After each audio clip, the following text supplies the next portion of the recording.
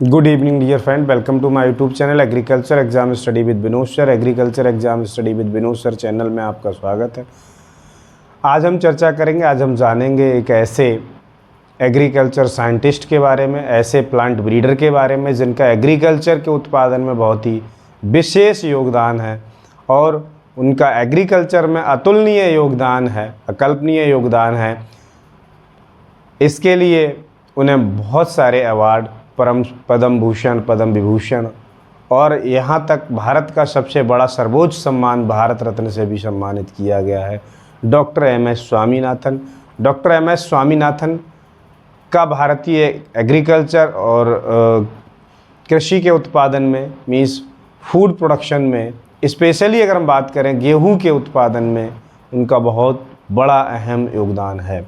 जब 1966-67 में भारत में क्राइसिस थी, फूड क्राइसिस हो रही थी, उस समय डॉक्टर एम.एस. स्वामीनाथन ने गेहूं की, भीट की, लरमा राजू, सोनारा 64 जैसी वैरायटियां को इंपोर्ट कर उनका इंडियन वैरायटियों के साथ ब्रीडिंग कराई और जो इंडियन वैरायटियां टाल थी, वो जो फॉरेनर वैरायटियाँ इंपोर्ट की गई जैसे लरमा राजू, सोनारा 64, उनके साथ उनका ब्रीडिंग कराकर उसे ड्वार्फ किया गया और उनका उत्पादन में बहुत ही अच्छा मतलब बदलाव आया, बहुत अच्छा उत्पादन बढ़ा।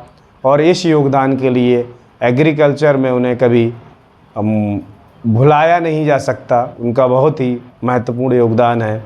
उनके नाम कई अवार्ड भी हैं, उन्हें पद्म भूषण, पद्म विभूषण और भारत रत्न जैसे भारत का सर्वोच्च सम्मान से भी सम्मानित किया गया है, अवार्ड मिला है। तो चलिए उनके बारे में ज़रा चर्चा कर लेते हैं। मीन्स सबसे पहले तो हम बात करें, अगर डॉक्टर एम.एस. स्वामीनाथन की फुल फॉर्म की अगर हम बात करें तो मानकोम्बू संबाशिवान स्वामीनाथन इनकी फुल फॉर्म है नाम की, मानकोम्बू संबाशिवान स्वामीनाथन। इनका जन्म तमिलनाडु में हुआ था। इनका जन्म 7 अगस्त 1925 को तमिलनाडु में हुआ था। तमिलनाडु के कोम्बाकोनम में हुआ था और इनकी मृत्यु 28 सितंबर 2023 में हुई। अवार्ड की अगर हम बात करें, इन्हें गवर्नमेंट के द्वारा, क्योंकि इनका एग्रीकल्चर में बहुत ही महत्वपूर्ण, जैसे कि बताया था, योगदान रहा है, मीन्स खाद्यान्न उत्पादन में, इन्हें हम इंडियन ग्रीन रिवॉल्यूशन का फादर कहते हैं। वैसे तो अगर हम बात करें इंडियन ग्रीन रिवॉल्यूशन का फादर एम.एस. स्वामीनाथन को कहते हैं। वैसे अगर नॉर्मली अगर ग्रीन रिवॉल्यूशन की बात आ जाए, नॉर्मली ग्रीन रिवॉल्यूशन का फादर की बात आ जाए तो एनी बोरलॉग हैं, और भारतीय ग्रीन रिवॉल्यूशन की बात आ जाए, भारतीय ग्रीन रिवॉल्यूशन के फादर तो डॉक्टर एम.एस. स्वामीनाथन को कहा जाता है। ये प्रश्न परीक्षाओं में पूछा भी जाता है। अवार्ड की अगर हम बात करें तो एक बड़ी लिस्ट है।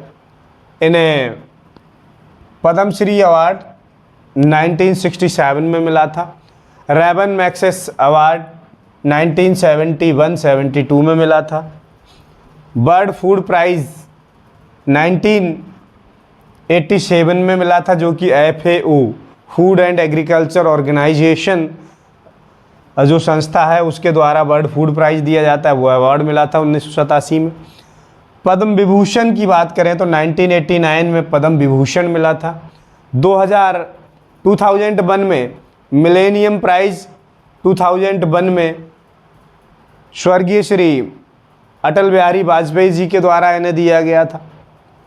फर्स्ट वर्ल्ड एग्रीकल्चर प्राइज़, जो कि ग्लोबल एग्रीकल्चर लीडरशिप की समिट हुई थी 2018 में, उसके दौरान इन्हें वर्ल्ड एग्रीकल्चर प्राइज़ भी दिया गया।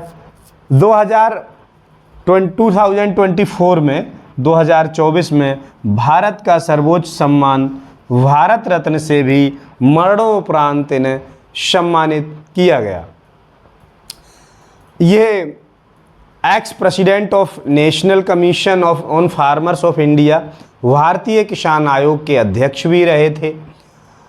इनने एक बुक लिखी थी, इनके द्वारा एक बुक लिखी गई, व्हीट रिवॉल्यूशन बुक भी इनके द्वारा लिखी गई। X member of planning commission, means ये प्लानिंग कमीशन के मेंबर भी रहे, सदस्य भी रहे। Father of green revolution in India, means इन्हें इंडियन ग्रीन रिवॉल्यूशन का पिता कहा जाता है। वैसे साधारणतः अगर ग्रीन रिवॉल्यूशन की बात करें तो एनी बोरलॉग को कहा जाता है, लेकिन भारतीय ग्रीन रिवॉल्यूशन की बात करें तो भारतीय हरित क्रांति की बात करें तो भारतीय हरित क्रांति के जनक जो है वो डॉक्टर एम एस स्वामीनाथन को कहा जाता है, जो कि परीक्षाओं में मुख्यतः पूछ लिया जाता है। वो कई मोस्टली ये प्रश्न आ जाता है, तो ध्यान रखना है। मीन्स अगर ग्रीन रिवॉल्यूशन का, हरित क्रांति का पिता पूछे तो एन ई बोरलॉग हैं, और भारतीय हरित क्रांति का पिता पूछे तो डॉक्टर एम एस स्वामीनाथन हैं। वही व्हीट, ये जैसा कि बताया था व्हीट ब्रीडर थे। वर्किंग इंस्टीट्यूट की बात करें तो ये भारत की सर्वोच्च एग्रीकल्चर की संस्था ICAR, जिसकी स्थापना 1929 में हुई थी, उसमें ये as a teacher, as a research teacher work शुरू किए थे, और ये उसके डायरेक्टर जनरल भी बने थे 1972 से 80 तक।